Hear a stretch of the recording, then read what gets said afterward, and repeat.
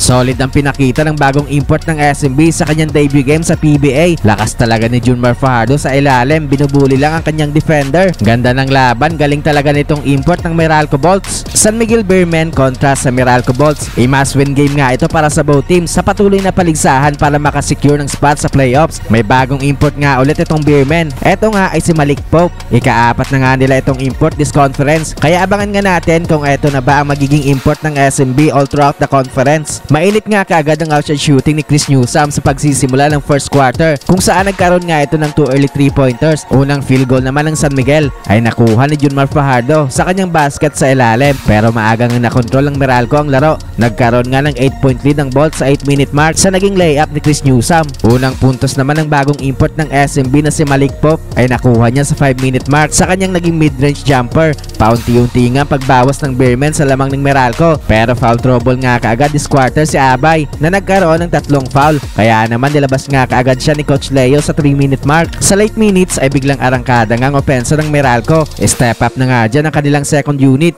kaya balik nga sa 8 points ang kanilang kalamangan sa SMB after ng first frame sa score na 26-18. Second quarter ay nagkaroon nga ng 7-2 start ang Beermen sa early minutes. Patuloy nga pagpuntos ni Malik Pope. Tuluyan na nga naitabla ng SMB ang laro matapos ang 3-point shot ni Don Troliano. Talsik pa si Norbert Torres matapos ang power move ni Mota Otua sa ilalim. Pero hindi nga basta-basta makuha ng SMB ang kalamangan dahil laging ang may counter ang Bolts sa kanilang mga baskets. 3-minute mark ay nakuha na din nga ng Beermen ang kalamangan, kung saan biglang naghalimaw sa ilalim si Fajardo. Binubuli lang nga niya ang kanyang mga defender sa loob ng paint. Lamang lang ng isang puntos ang SMB sa halftime sa score na 47-46. Third quarter ay palitan na nga ng baskets ang both teams sa early minutes. Nagkaroon nga kaagad ng 4-pointer si Chris Banquero. Patuloy naman nga ang pag-ambag sa opensa ng SMB ni Malik Pope at tuloy din nga ang pagdomina sa ilalim ni Abay. Entering the halfway mark ay nagkaroon nga ulit ng run ng Meralco Bolts. Gandang hanap ni Rayson kay Ekil Mitchell running towards the basket na nagresulta ng kanyang 200 throwdown. Umabot na nga sa double digit ang kanilang lamang sa 6-minute mark. Naging pamatay sunog naman nga itong 4-pointer ni CJ Perez. Nagbigay nga yan ng spark sa opensa ng San Miguel, kung saan biglang nagparamdam si Don Troliano at Wami Chongson para itabla ang score with under 3 minutes. Tabla nga ang score sa 80 points going to the fourth and final quarter. Fourth quarter ay palitan na nga ulit ng baskets ng dalawang kupunan. Madalas din nga ang lead changes at deadlock sa early minutes. Gandang depensa ni Abay sa ilalim. Pinayungan ang shot attempt ni Ekil Mitchell. Nahype nga dyan ang crowd sa Candon City.